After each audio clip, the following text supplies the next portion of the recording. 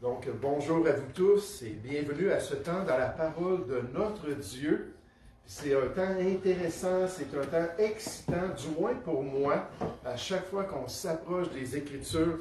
Un moment pour nous d'examiner nos vies pour s'assurer d'être en accord avec le plan du Seigneur pour le chrétien.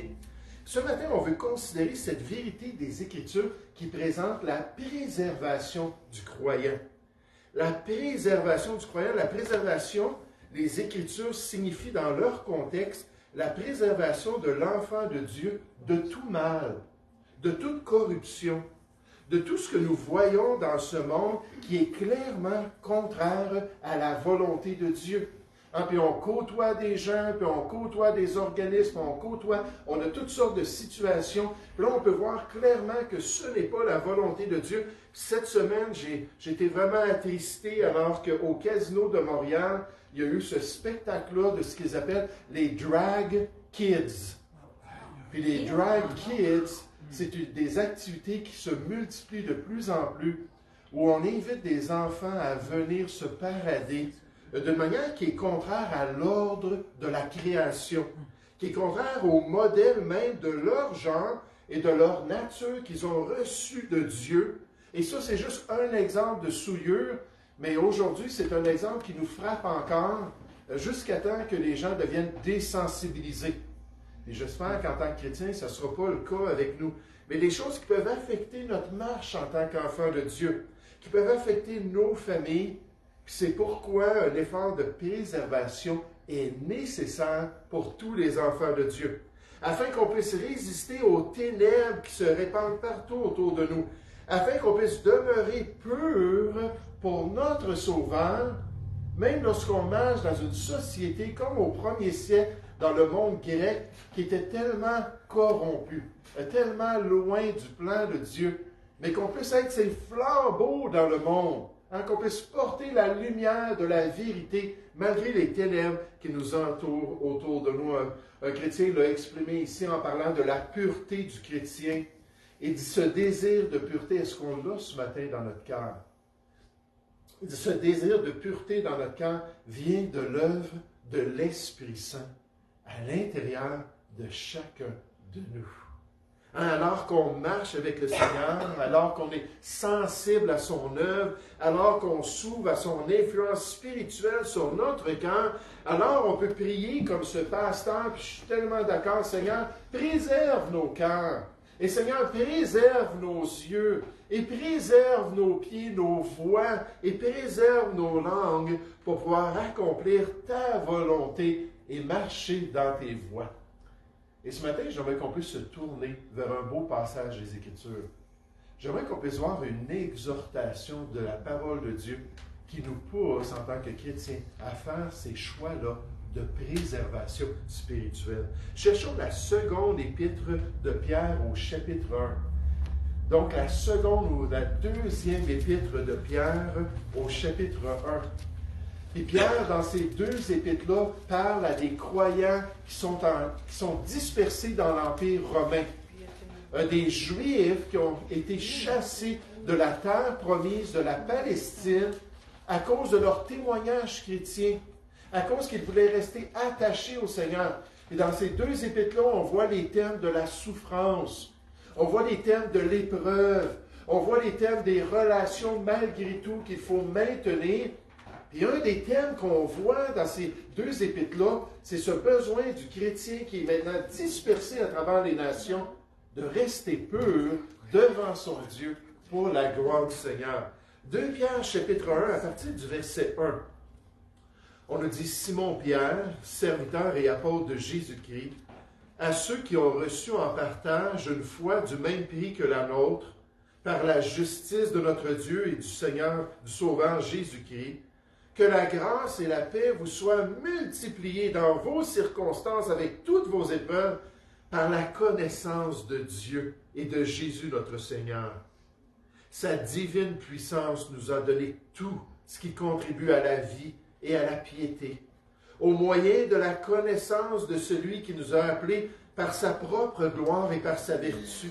Celle-ci nous assure de sa part les plus grandes et les plus précieuses promesses, alors qu'on marche par la foi, afin que par elle vous deveniez participants de la nature divine, en fuyant la corruption qui existe dans le monde par la convoitise.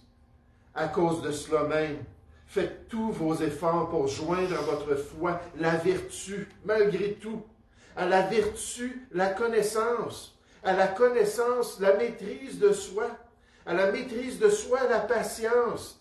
À la patience, la piété. À la piété, l'amitié fraternelle. À l'amitié fraternelle, l'amour ou l'agapé même de Dieu. Car si ces choses sont en vous, et ils sont avec abondance, si vous êtes zélés dans les voies de Dieu malgré tout, elles ne vous laisseront point oisifs ni stériles pour la connaissance de notre Seigneur Jésus-Christ. Mais celui en qui ces choses ne sont point est aveugle. Il ne voit point, pas de loin. Et il a mis en oubli la purification de ses anciens péchés. C'est pourquoi, frères, appliquez-vous d'autant plus à affermir votre vocation et votre élection, car en faisant cela, vous ne broncherez jamais. Des chrétiens fermes et inébranlables jusqu'au bout. C'est ainsi en effet que l'entrée dans le royaume éternel de notre Seigneur et Sauveur Jésus-Christ vous sera largement accordée. Alors que l'honneur, puis l'acclamation, puis les trompettes, puis toute la joie de Jésus-Christ va nous permettre d'entrer enfin dans ce royaume extraordinaire. Oh, ce matin, j'aimerais qu'on puisse remarquer, frères et sœurs, dans cet esprit de préservation du chrétien de tout mal, dans ce contexte que nous décrivons ici, le défi du croyant. Le défi du croyant dans cette préservation. Le défi de l'enfant de Dieu, le défi de celui qui fut libéré de l'emprise du mal par Jésus-Christ lui-même, de celui qui est affranchi du péché dans sa marche quotidienne grâce à ce salut merveilleux qu'il a reçu.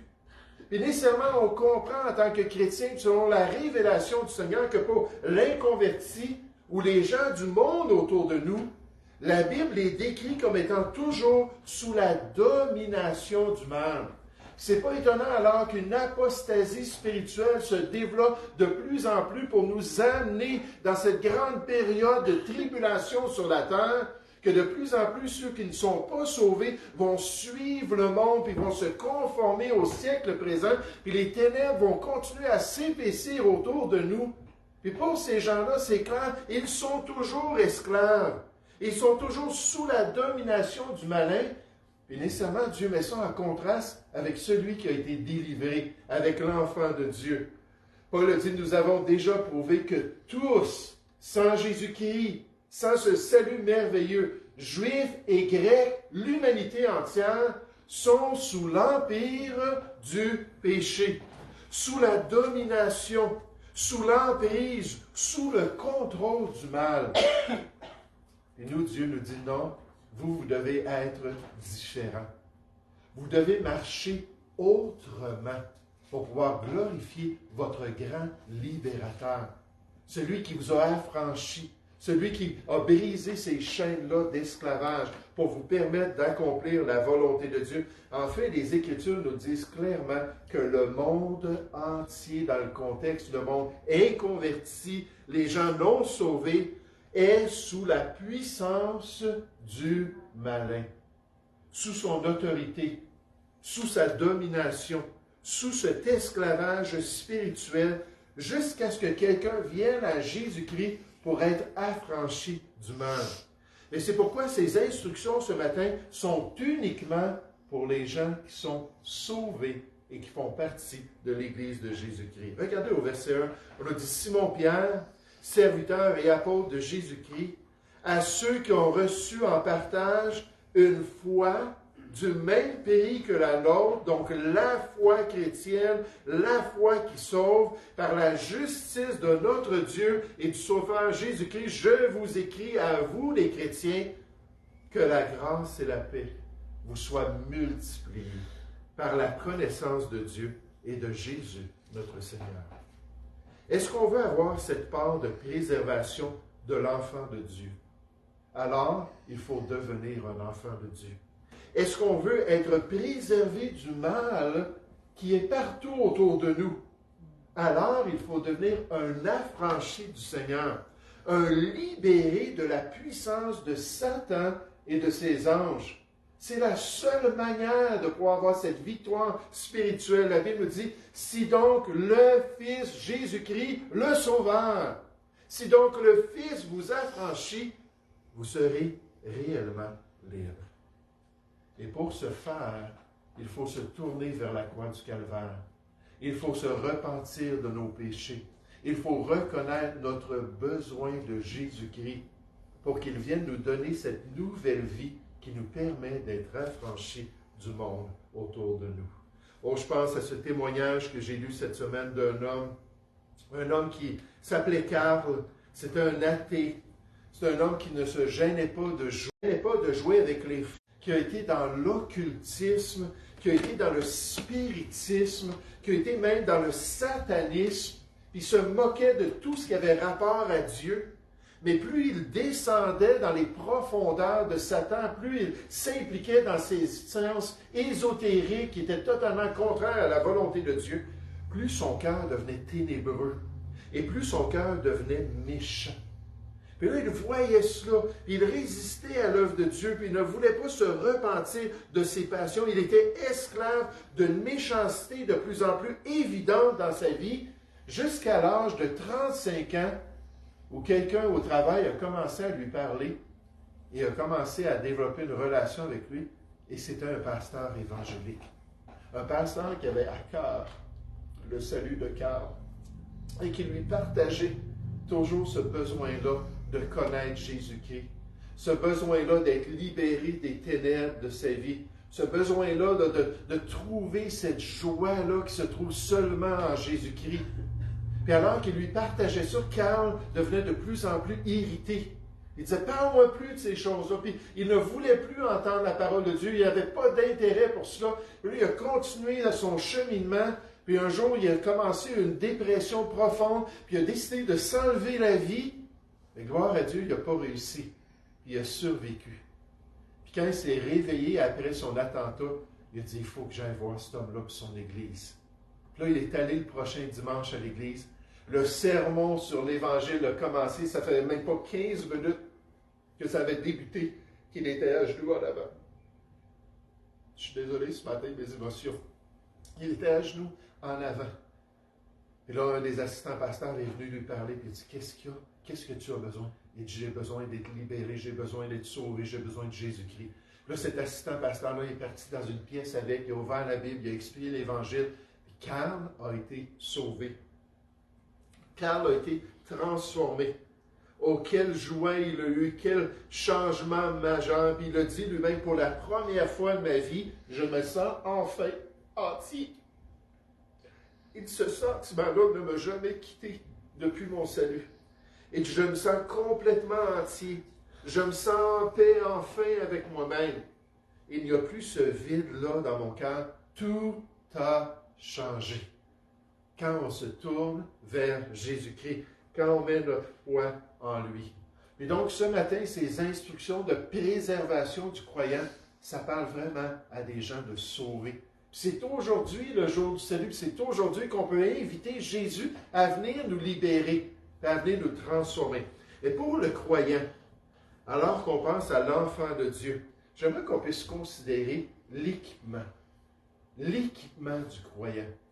Son équipement spirituel, alors qu'il désire demeurer pur pour le Seigneur.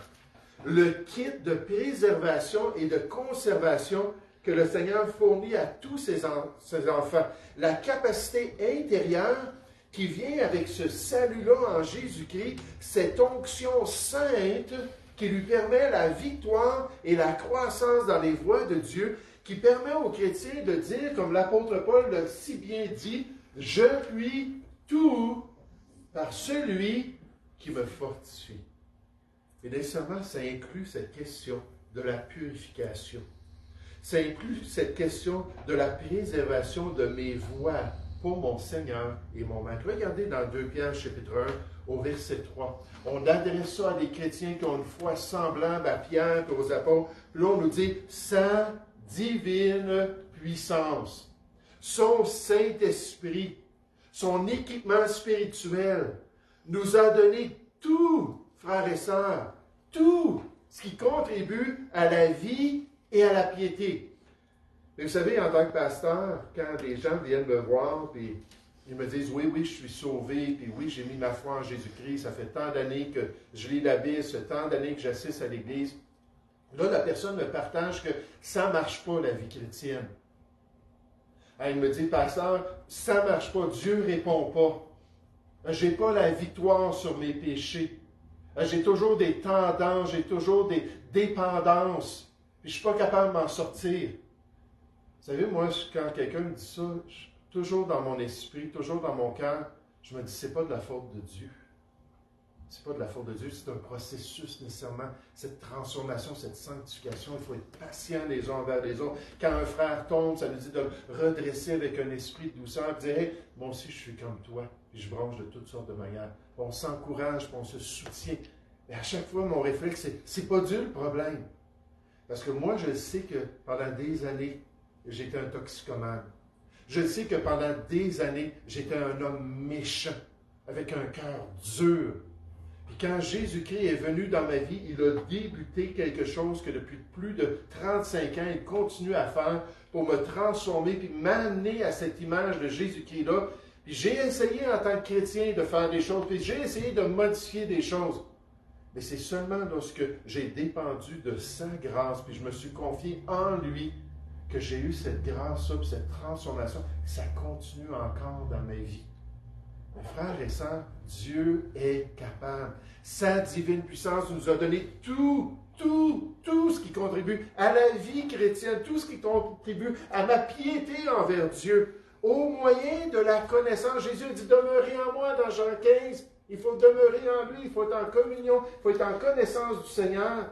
Au moyen de cette connaissance de celui qui nous a appelés par sa gloire et par sa vertu, celle-ci nous assure de sa part les plus grandes et les plus précieuses promesses dans la vie chrétienne, dans les voies de Dieu, alors qu'on marche avec le Seigneur, afin que par elle vous deveniez participants de la nature divine en fuyant la corruption qui existe dans le monde par la convoitise.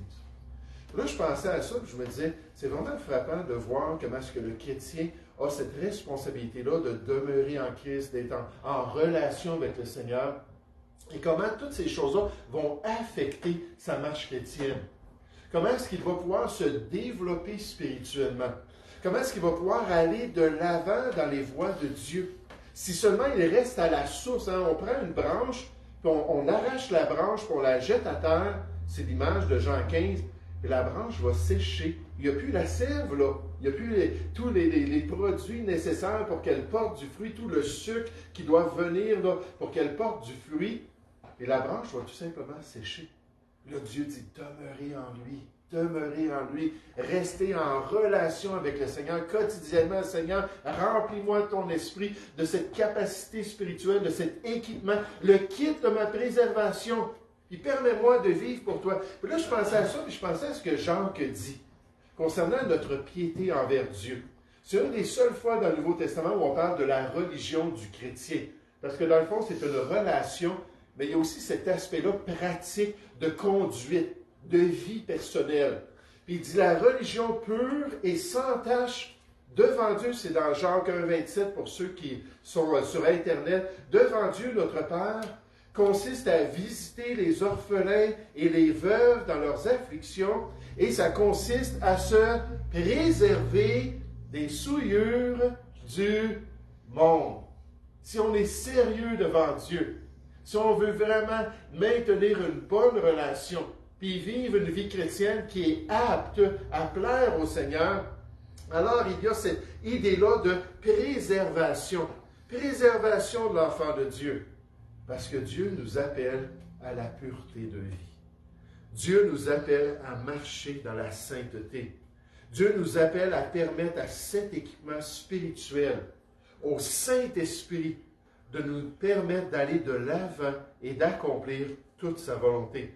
Et c'est pour ça que les Écritures proclament pour l'enfant de Dieu, « Je dis donc, marcher selon l'Esprit.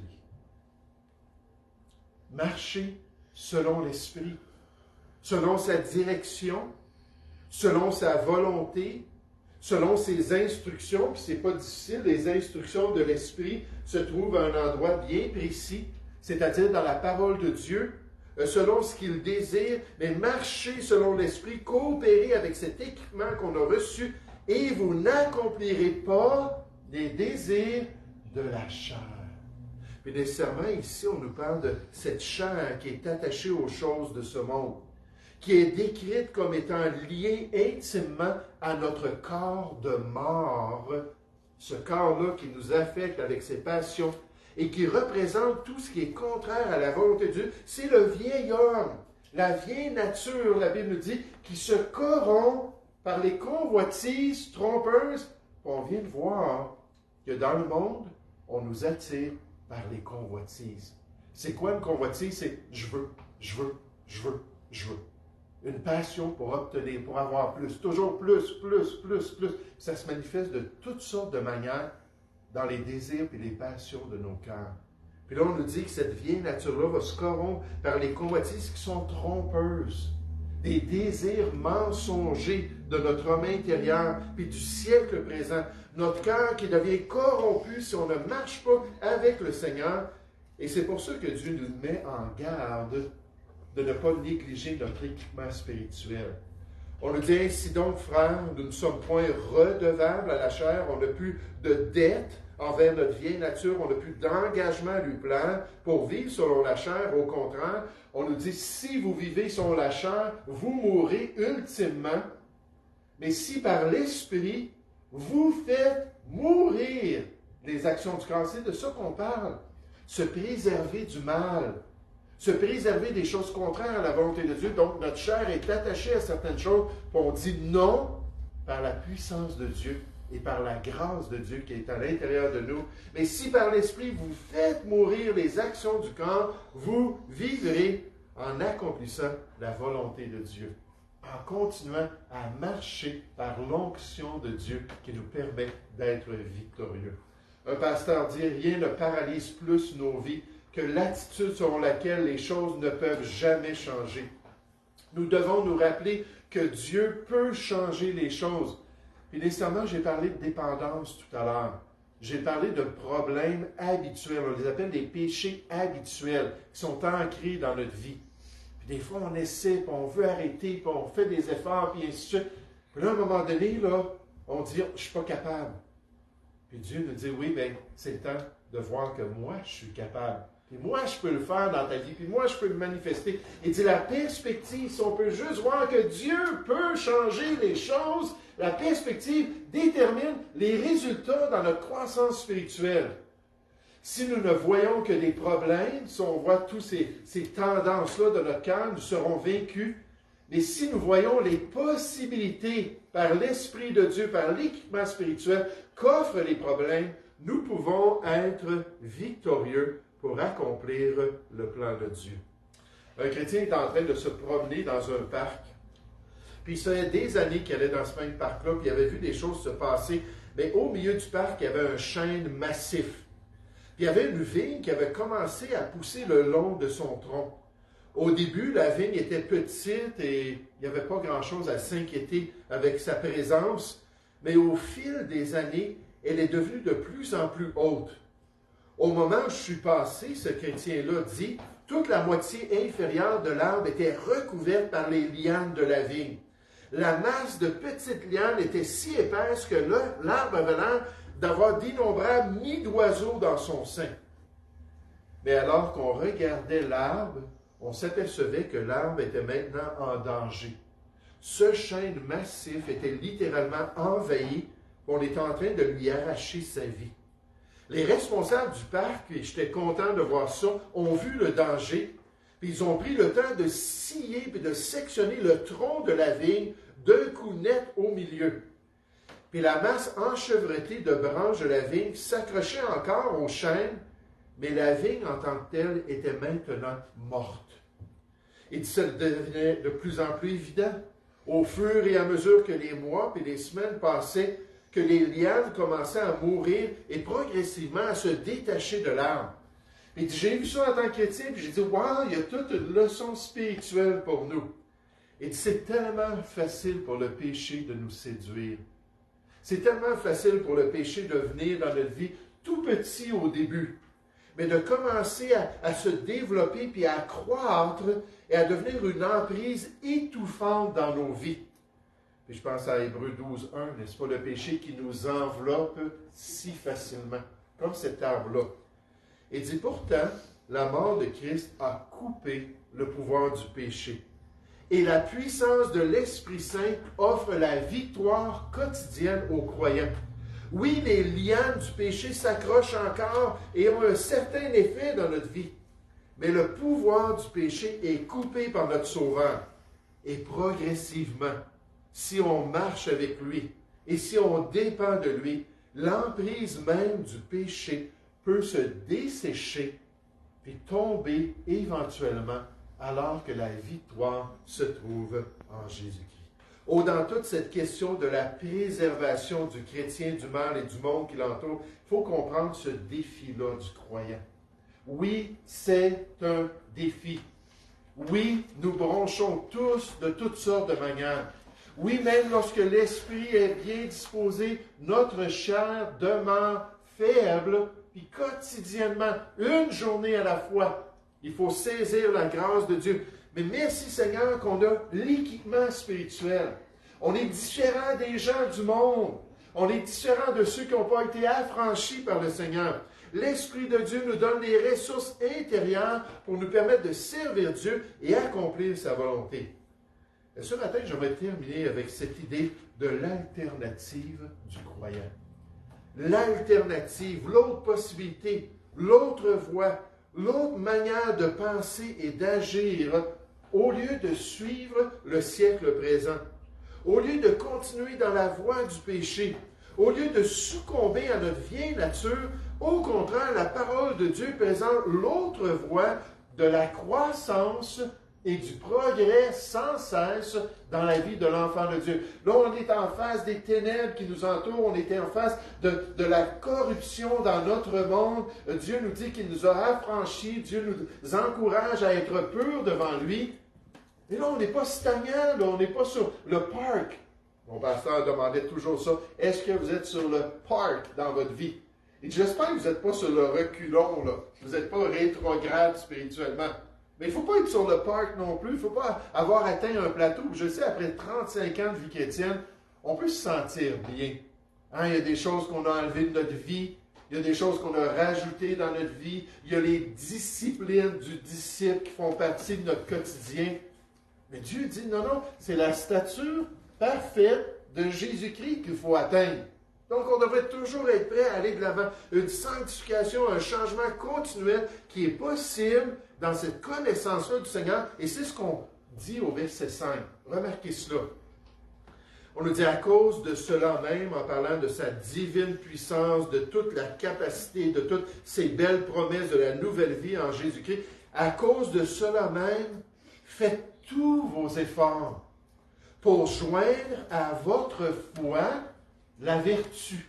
C'est quoi la vertu? C'est une qualité personnelle. Se développer dans le Seigneur. À joindre à la vertu la connaissance. Ici, le mot veut dire la compréhension des voies de Dieu. À joindre à la connaissance, verset 6, la maîtrise de soi, le contrôle de nos passions. À joindre à la maîtrise de soi, la patience, la fidélité dans les voies de Dieu, la persévérance dans la volonté de Dieu. À joindre à la patience, la piété. La piété, c'est l'élan de cœur, la vénération de notre Dieu, ce désir-là de lui plaire de plus en plus. À joindre à la piété, l'amitié fraternelle, l'affection entre les frères et sœurs. À joindre à l'amitié fraternelle, l'amour, un esprit de service et de renoncement à soi. Il faut joindre ces choses-là. Verset 8. Car si ces choses sont en vous en tant que chrétiens, et ils sont avec abondance grâce à l'œuvre de Dieu, elles ne vous laisseront point oisifs, ni stériles pour la connaissance de notre Seigneur Jésus-Christ. On a commencé avec le verset 2, on a parlé de la connaissance de Dieu, le Père et Dieu le Fils. On a continué au verset 3, on a parlé de cette grâce-là qui vient à cause de la connaissance de Jésus-Christ. Et là, on est rendu là au verset 9, on continue encore avec cette idée de la connaissance. Là, c'est ça le problème. Le verset 9 nous dit, mais celui en qui ces choses ne sont point est aveugle. Et moi, je pense qu'on parle toujours d'un chrétien ici. Il ne voit pas de loin. Il a mis en oubli la purification de ses anciens péchés. Donc, il y a des chrétiens qui sont zélés pour le Seigneur. Il y a des chrétiens qui demeurent en Christ. Il y a des chrétiens qui marchent selon l'Esprit. Il y a d'autres chrétiens qui ont besoin de se réveiller.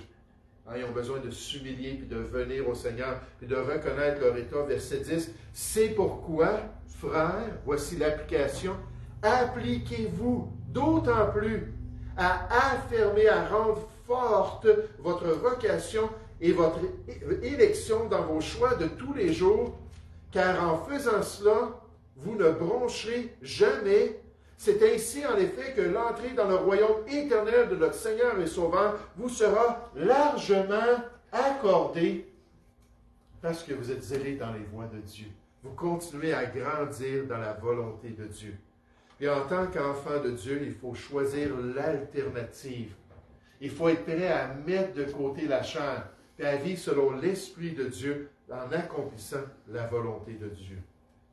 En d'autres mots, étant donné que nous avons tout ce dont nous avons besoin pour jouir pleinement de la vie et pour vivre pieusement, étant donné que nous avons reçu des centaines de promesses si gracieusement dans la parole de Dieu, étant donné que nous sommes libérés de l'emprise, la domination de notre convoitise, étant donné que chrétiens, en tant que chrétiens, nous devons être parmi ceux qui ajoutent sans cesse à leur foi pour pouvoir plaire au Seigneur.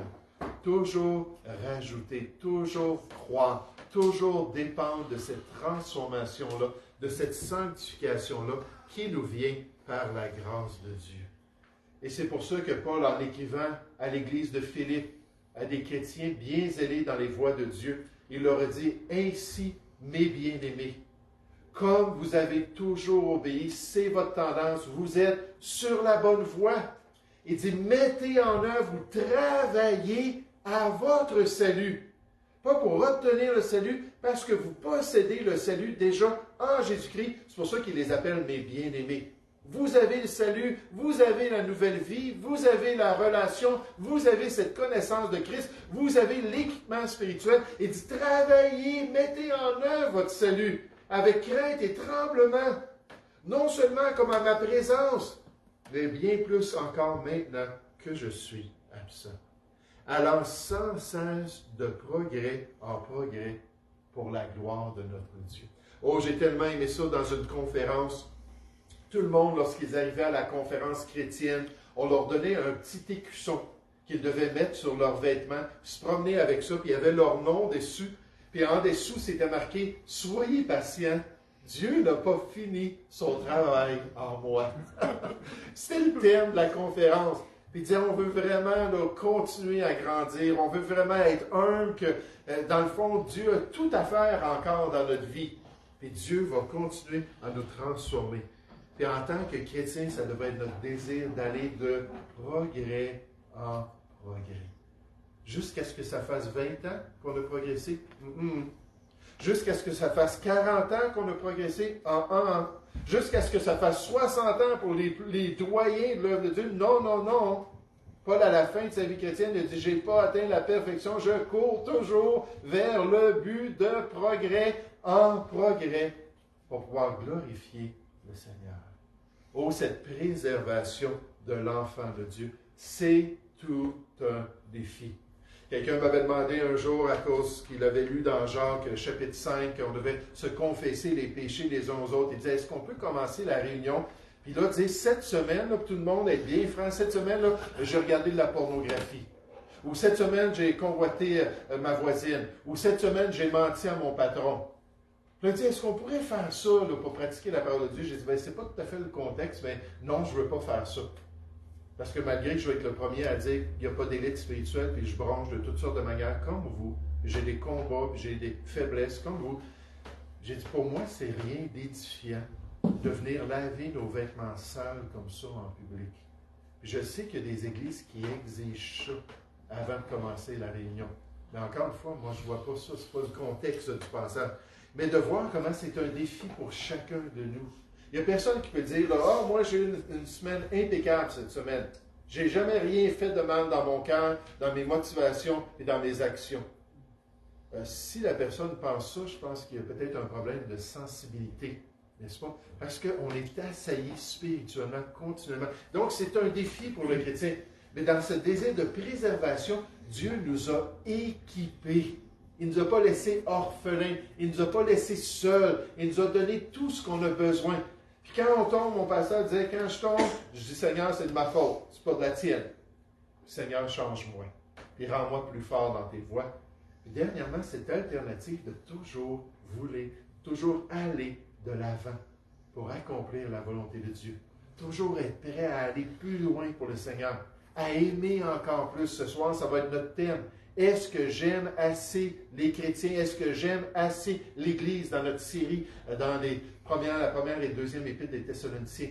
Mais je veux aimer plus. Je veux sacrifier plus. Je veux développer mes vertus. Je veux avoir de la qualité dans ma vie. Je veux que Jésus-Christ paraisse encore plus. Toujours être de plus en plus zélé par la grâce de Dieu pour accomplir la volonté de Dieu. Nous allons prier ensemble. Oui, Père Céleste, on veut te remercier ce matin pour ce beau thème pour notre réunion, cette préservation du croyant. Merci pour cette vérité spirituelle qu'on voit dans le Nouveau Testament, que comme toi, tu es saint en toutes choses, Seigneur, tu nous appelles aussi à la sainteté dans toute notre conduite. Alors, c'est une transformation entière de notre être, dans notre corps, dans notre âme et dans notre esprit. Seigneur, tu veux avoir libre cours pour pouvoir vraiment nous laver, nous purifier et nous permettre de nous maintenir dans tes voies et d'aller de progrès en tant que tes serviteurs pour te glorifier de plus en plus dans nos attitudes, dans notre conduite et dans tes voies. Ô Père Céleste, je te prie ce matin, s'il y a quelqu'un qui n'est pas encore sauvé ici, Père, qu'il puisse voir que c'est impossible. C'est impossible de se garder. C'est impossible de vivre sans Jésus-Christ et sans avoir expérimenté cette nouvelle naissance d'en haut. Et Père, s'il y a un chrétien aujourd'hui qui n'a plus ce désir d'aller plus haut pour toi et plus loin pour se rendre de plus en plus vers la perfection de l'image de Jésus-Christ, Seigneur, que tu puisses nous réveiller. Oh, toi, tu continues à nous transformer. Toi, tu veux avoir libre cours dans tous les domaines de notre vie. Tu veux qu'on puisse te glorifier en toutes choses. Ô Père Céleste, merci pour l'attention de ton peuple ce matin. Merci, Seigneur, pour ce temps qu'on a passé dans ta parole. Bénis notre semaine et encourage-nous à être sensibles. Et quand on fait quelque chose qui n'est pas ta volonté, à le reconnaître. Tu nous dis de confesser devant ta personne et de pouvoir être lavé et purifié de toute iniquité. Pour ta gloire, Seigneur, pour être ces flambeaux dans ce monde, nous te prions au nom du Seigneur Jésus. Amen. Donc, j'aimerais vous inviter, s'il vous plaît,